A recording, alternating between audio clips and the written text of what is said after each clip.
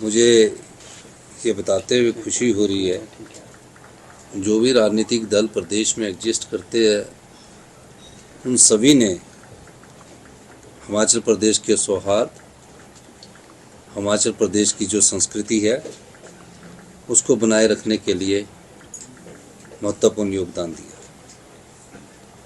और जो पिछले कुछ समय से जो झगड़ा था, एक झगड़ा शुरू हुआ और उस झगड़े के कारण धीरे धीरे स्थिति बिगड़ी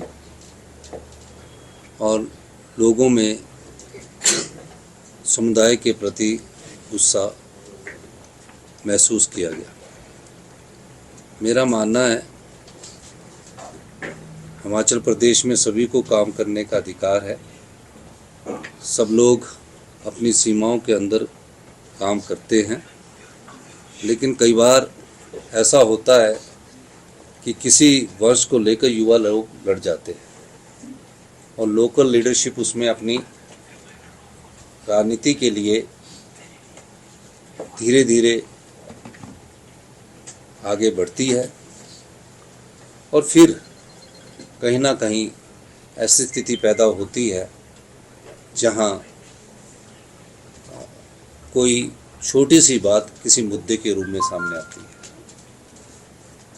सभी पार्टियों से विचार विमर्श किया, सबने खुलकर अपने विचार रखे। सबका एक मानना है कि हिमाचल शांति प्रिय प्रदेश है।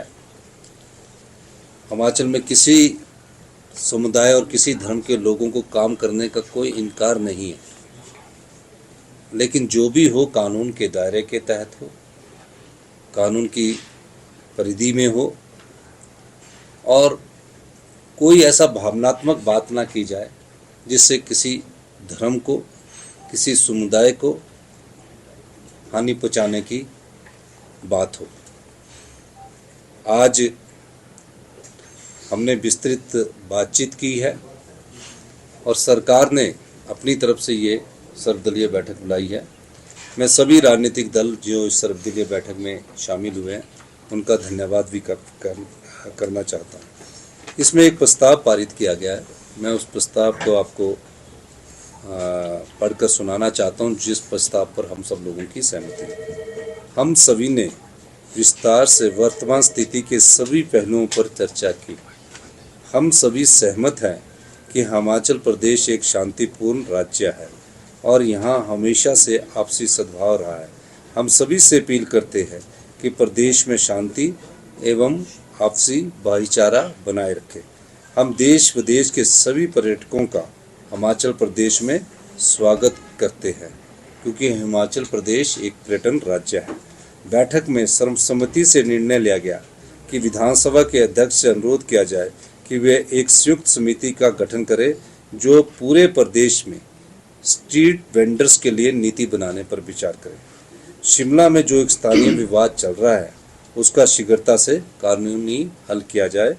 इसमें हमारी प्रदेशाध्यक्ष श्रीमती प्रतिभा सिंह जी, भारतीय जनता पार्टी से श्री रणधीर शर्मा जी और राकेश सिंघा जी जो प्रदेश सचिव है सीपीएम के जी, सुरजीत सिंह ठाकुर जी जो प्रदेश अध्यक्ष है आम आदमी पार्टी के जी, और शिमला के विधायक जहां ये मस्जिद स्थापित है उसके उन सब के इसमें हस्ताक्षर हैं।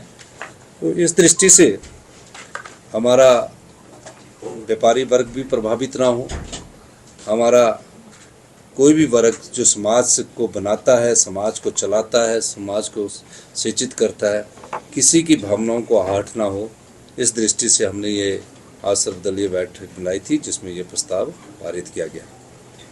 और मैं ये भी एक चीज़ और कहना चाहूँगा कि आज मैंने अखबारों में पढ़ा है कि जो इस मस्जिद से जुड़ा विवाद है, पर्टिकुलर शिमला से स्थित मस्जिद से जुड़ा जो विवाद है जिसमें अवैध निर्माण की बात है, मुस्लिम समुदाय के लोग गए हैं और उन्होंने कहा कि जितनी भी हमारी मंजिलें हैं, ये नहीं है कि 2 या 3 है, मेरे को उन्होंने अभी बताया, मेरे को हमारे वो अगर वो अवैध बनी होगी तो हम आयुक्त से ये मांग करते हैं कि इन्हें गिराने की हमें इजाज़त दे दी जाए। तो वो कानूनी प्रक्रिया की, क्योंकि कोर्ट में वो केस लगा है और जो भी इस कहीं भी कोई अवैध निर्माण होगा, किसी भी प्रकार का अवैध निर्माण किसी भी समुदाय के लोगों ने किया होगा, हमारी सरकार कानून के तहत हर प्रक्रिया को करने के लिए तैयार है और इसमें कोई दो राय नहीं है। और पर सभी धर्मों का हिमाचल प्रदेश में सम्मान है। हिमाचल की संस्कृति सर्वधर्म और हिंदुस्तान की सर्व संस्कृति भी सर्वधर्म भाव की है। किसी धर्म की भावनाओं को ठेस पहुंचाने का दायित्व किसी समुदाय को भी नहीं है, ना सरकारों को है, ना किसी राजनीतिक दल को है। हम सब लोग मिलकर हिमाचल में जो सौहार्द का वातावरण है उसको बनाए रखने के लिए कृत संकल्प है। और जो घटनाएं घट रही है इसके लिए मैंने विधानसभा में भी स्टेटमेंट दिया था। उस विधानसभा में मैंने माननीय अध्यक्ष जी से कमेटी गठित करने के लिए कहा था। वो जल्दी ही विधानसभा में पर्टिकुलर स्ट्रीट वेंडर्स को लेकर कमेटी बनेगी, क्योंकि जो समस्या है मूल जो अभी तक इनपुट वो स्ट्रीट वेंडर्स को लेकर है। वो है स्ट्रीट वेंडर्स के है कि बाहर से लोग आ रहे हैं, उसमें जो लोकल लोग हैं वो अपनी शॉप्स के आगे बैठने के लिए जगह देते हैं। और कई जगह जो लोग बाहर से आते हैं चलने की जगह नहीं रहती, आम पब्लिक को थोड़ी सी समस्या रहती है। ये कोई धार्मिक मुद्दा नहीं है, ये कोई धार्मिक मुद्दा तो उनके साथ जब ये समस्याओं का समाधान नहीं हो रहा तो इसको धार्मिक मुद्दे का रूप दिया जा रहा है, लेकिन धार्मिक मुद्दा नहीं है।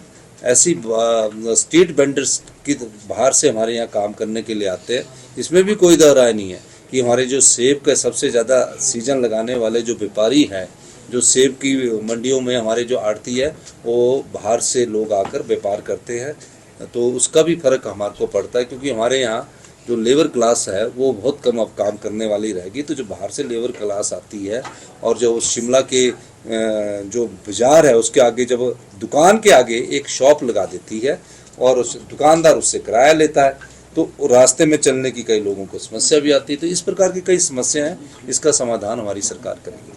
सीएम साहब, मंडी में जो हुआ है अभी फिलहाल उसको लेके आप क्या कहेंगे? ये जब हम भावनात्मक तरीके से इन चीज़ों को देखते हैं तो हमें ये भी सोचना चाहिए कि जो वहाँ के जो लोकल लोग हैं, लोकल लोग जो है वो काफ़ी सालों से हमारे रह रहे। मंडी में भी एक अवैध निर्माण की बात आई है, जिसमें मैं कल ही देख रहा था। मैं धन्यवाद करना चाहूँगा उन मुस्लिम भाई लोगों का भी, जिसमें कोई दो राय नहीं है कि उन्होंने अपनी मस्जिद की जो दीवार है मंडी में जो आज हुआ उसको तोड़ा है। और जहाँ अवैध है उसमें अगर वो खुद तोड़ते तो ठीक है, नहीं तो कानून तो अपना काम करेगा ही। लेकिन आज बड़ा प्रदर्शन जो है मंडी में किया गया। देखिए, प्रदर्शन हिमाचल प्रदेश प्रदर्शनों का प्रदेश है, ऐसा नहीं कि प्रदर्शनों का प्रदेश नहीं है। हिमाचल प्रदेश में हर चीज़ पर मुद्दे पर प्रदर्शन होते हैं। कभी सीपीएम वाले कर देते हैं, कभी बीजेपी वाले कर देते हैं, कभी एप्पल ग्रोवर्स कर देते हैं, कभी हमारे देवभूमि वाले भी कर देते हैं, कोई हर विधानसभा आजकल बेरोजगार वाले भी कर देते हैं। हर सरकार के प्रति प्रदर्शन करते रहते हैं।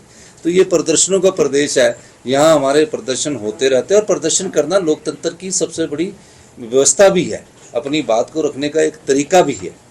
और प्रदर्शन शांतिपूर्वक हो, और शांतिपूर्वक ही हिमाचल प्रदेश में प्रदर्शन होते हैं। और कई बार हम भी स्टूडेंट्स मूवमेंट से निकले हैं, चाहे सिंघा साहब है, चाहे रणधीर जी है, तो हम भी कई बार कहते हैं कि धक्का दे के थोड़ा पानी फेंको, थोड़ा सी आपस में लाठीचार्ज करो, ये चलता है। और आपको ये भी बताना चाहूँगा कि विधानसभा के बाहर तो हमारा आपने देखा होगा हर दिन चलता, कोई बैरिकेड तोड़ देता है। अब पीछे यूथ प्रदर्शन था तो किसी ने बैरिकेड तोड़ दिया। तो थोड़ा सा हल्का सा अपने प्रदेश की जनता को संभालने के लिए बातचीत के माध्यम से थोड़ा धक्का मुक्की से पीछे करना। सर, धर्म विरोधी नारे लग रहे हैं, एक विशेष धर्म को टारगेट किया जा रहा है, इस स्टोन पेल्टिंग हो रही है। ये जो है ऐसा लग रहा है कि सांप्रदायिक दंगों की तरफ जो है ये स्थिति बढ़ती जा रही है।